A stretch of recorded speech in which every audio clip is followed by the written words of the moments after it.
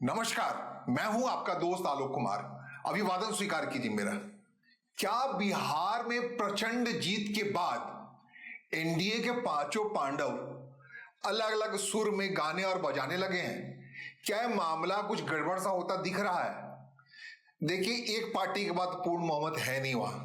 पांचों जब मिल रहे हैं तब 202 का आंकड़ा पूरा हो रहा है। सबसे बड़ी पार्टी 89 संख्या के साथ भारतीय जनता पार्टी जरूर है, 85 संख्या के साथ जनता दल यू तो जरूर है, लेकिन उसे भी मदद की जरूरत है। इतने भर से बात नहीं बनने वाली।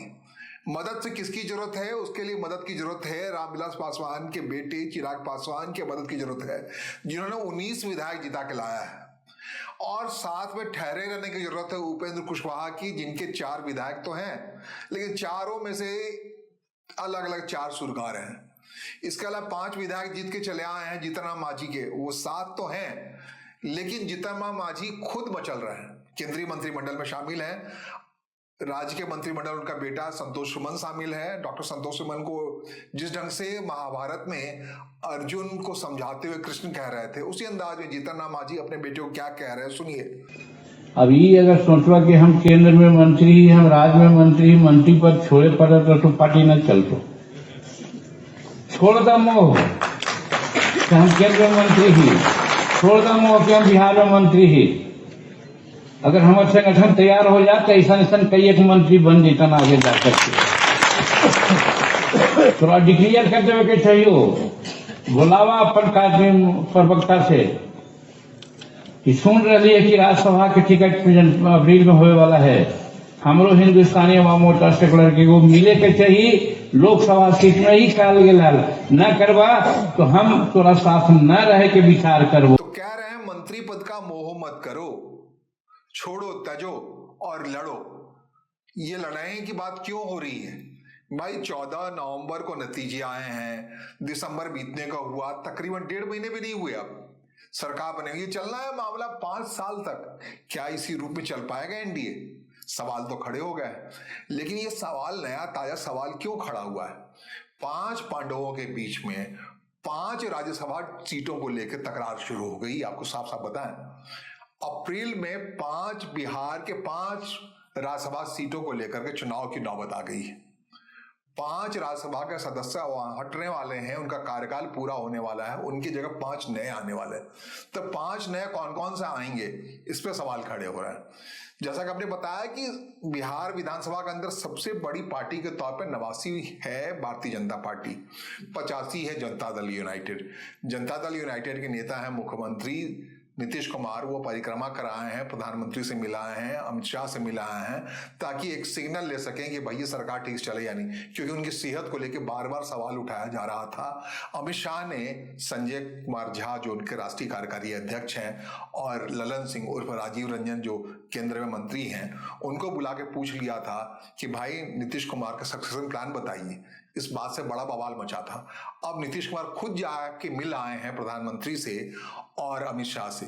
सक्सेशन प्लान में क्या उन्होंने ये कहा है कि खरमास के बाद निशांत कुमार के हाथों कमान सौंप देंगे, या ये बताने का है कि भाई मेडिकली मैं फिट हूं, मेडिकली इलाज के लिए आया हूं, मैं ही चलाऊंगा। क्योंकि सत्ता छोड़ना आसान नहीं होता। नीतीश कुमार जैसे व्यक्ति के लिए, जो जिस हिसाब से वो एक्टिव हैं, जिस हिसाब से बाहर निकल रहे हैं, दिखा रहे हैं अपने स्वास्थ्य को लेकर के, अपनी मनोदशा के बारे में वो बार बार थोड़ा बहुत फिसलते जरूर है, लेकिन उससे भी लोग कहते हैं एक नया संदेश देना चाहते हैं। और पीछे पड़ा है, सारी पूरी व्यवस्था पीछे पड़ी है कि भैया जल्दी करो, निशांत कुमार को लाओ। तो क्या सच में ला रहे हैं खरमास के बाद? ये बात हुई या नहीं हुई? लेकिन फिलहाल हम बात करें ये 5 पांडव जो आपस में लड़े भिड़े हैं। जैसे आपने जीतन राम मांझी को सुना कैसे वो संदेश दे रहे हैं। जीतन राम मांझी क्यों लपलपाए नजर से देख रहे उपेंद्र कुशवाहा इस राज्यसभा सीट को लेकर? क्यों नहीं देखें? क्योंकि राज्यसभा के उनका ही कार्यकाल 5 में से एक है, वो जिनका कार्यकाल पूरा हो रहा है। उनको इस बात का अंदेशा है कि उन्हें क्या दोबारा राज्यसभा भेजा जाएगा। राज्यसभा अगर भेजा जाता तभी उनको केंद्रीय मंत्रिमंडल में जगह मिलने की नौबत पैदा होगी। लेकिन उनका कार्यकाल पूरा हो रहा है, लेकिन कार्यकाल पूरा होने से जो कुछ उन्होंने अपने हिस्से के सीटों के साथ किया है, या जो कुछ उनकी पार्टी के अंदर ही उनके खिलाफ एक विद्रोह का बिगुल उठ खड़ा हुआ, इसको लेके शंका होना लाजमी है। शंका होना यूं लाजमी है कि उपेंद्र कुशवाहा को जो मंत्री बनाने की बारी आई, तो उन्होंने दोनों सदन में से किसी भी सदस्य का मेंबर नहीं होने के बावजूद अपने बेटे दीपक प्रकाश को मंत्री बना दिया। उनकी जगह उनकी पार्टी से जीत के जो अन्य 3 विधायक थे उनमें से किसी को नहीं लाना है। नहीं सही, उनकी पत्नी भी जीत के आई है विधायक के तौर पर सासाराम से, तो उनको बना दे, तो उनको नहीं बनाया। ये परिवारवाद के खिलाफ बिगुल सा उठा है।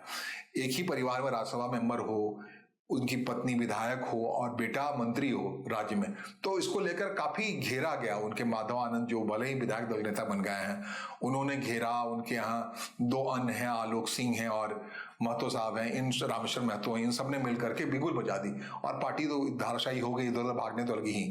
तो अब उपेंद्र कुशवाहा की इच्छा है जो 5, पहले समझ लीजिए 5 कौन राज्यसभा के सदस्य जिनका कार्यकाल पूरा हो रहा है। इसमें से एक हरिवंश हैं जो राज्यसभा के उपसभापति हैं, जनता दल यूनाइटेड के नेता हैं। एक रामनाथ ठाकुर हैं जो कर्पूरी ठाकुर के परिवार, उनके बेटे हैं और जनता दल यूनाइटेड के कोटे से केंद्र में मंत्री हैं। तो ये दोनों का कार्यकाल पूरा हो रहा है और जनता दल यूनाइटेड के पास विधायकों की इतनी क्षमता है कि वो अपने इन दोनों 2 सीटों को फिर से एक जितवा लें। भाई 85 विधायक है उनके, 85 में से 41 विधायक की बात बनती है, तो 82 विधायक से उनके 2 सांसद राज्यसभा सदस्य आते हैं कोटे में, और 2 और जो रिटायर हो रहे हैं उसमें आरजेडी के 2 लोग हैं।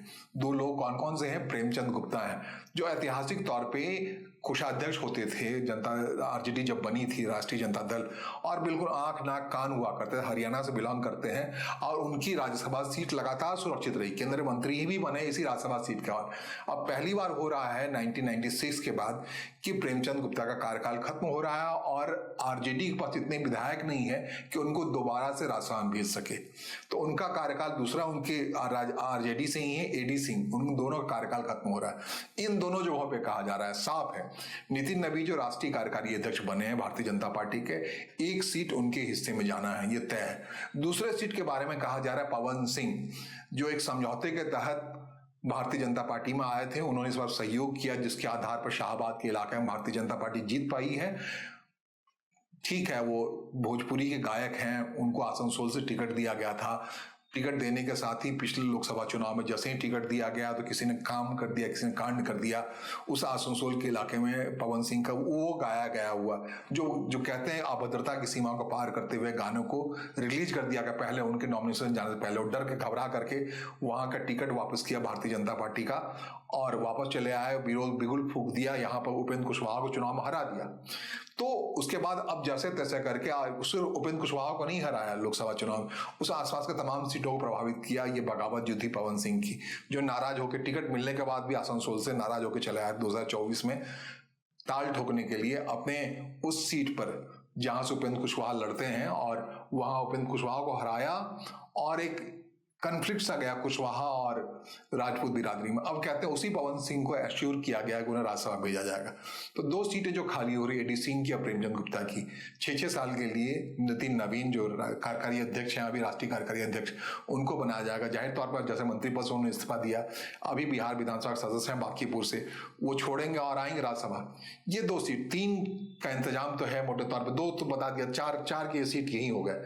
आप मोटे तौर पर आप कौन कौन सी सीट हैं, आप जो लोकसभा राज्यसभा सभापति हैं जनता दल यूनाइटेड से, वो जीतेंगे, उनको उनके कंटिन्यूएशन की बात हो रही है। रामनाथ ठाकुर के कंटिन्यूएशन की बात हो रही है केंद्रीय मंत्री की। तीसरे सीट जो खाली हो रहा है जो जनता दल यूनाइटेड राष्ट्रीय जनता दल का, वो उस सीट पे प्रेमचंद गुप्ता का सीट कह लीजिए, वो जो की जगह हो रही है भारतीय जनता पार्टी नितिन नवीन को वहां से भेजेंगी, वहां राज्यसभा में होंगे और उसके बाद उनके साथ साथ जो चौथा नाम आ रहा है पवन सिंह का नाम आ रहा है। अब 5वां जिनका कार्यकाल खत्म हो रहा है उनका नाम उपेंद्र कुशवाहा। उपेंद्र कुशवाहा वाली सीट पर नजर पड़ी हुई है जो लोक जनशक्ति पार्टी रामविलास पासवान, चिराग पासवान की पार्टी है, उनके साथ कोई वादा किया गया या नहीं किया पता नहीं, लेकिन उनकी पूरी आंतरिक इच्छा है कि वो अपनी माता रीना पासवान को राज्यसभा पहुंचाएं और उनकी पार्टी की क्षमता भी है, 19 विधायक है उनके पास और 41 सीट चाहिए। कहते हैं कि जैसे तैसे करके चुनाव वहां करवा देंगे और उसमें इस काम में मदद जाहिर तौर पे आरजेडी भी कर देगी। विपक्ष में भले ही 22 सीट वहां चाहिए उनको इसमें जोड़ने के लिए, तो वहां से पहुंचाएंगे। आरजेडी के साथ समझौता अगर करने की नौबत आती है तो ये खतरनाक मोड में चला जाएगा अपने आप। कहते हैं कि बातें निकल के चली आ रही हैं कि रामविलास पासवान के बेटे चिराग पासवान अपनी मां को राज्यसभा भेजने के लिए इसका इंतजाम करने लगे।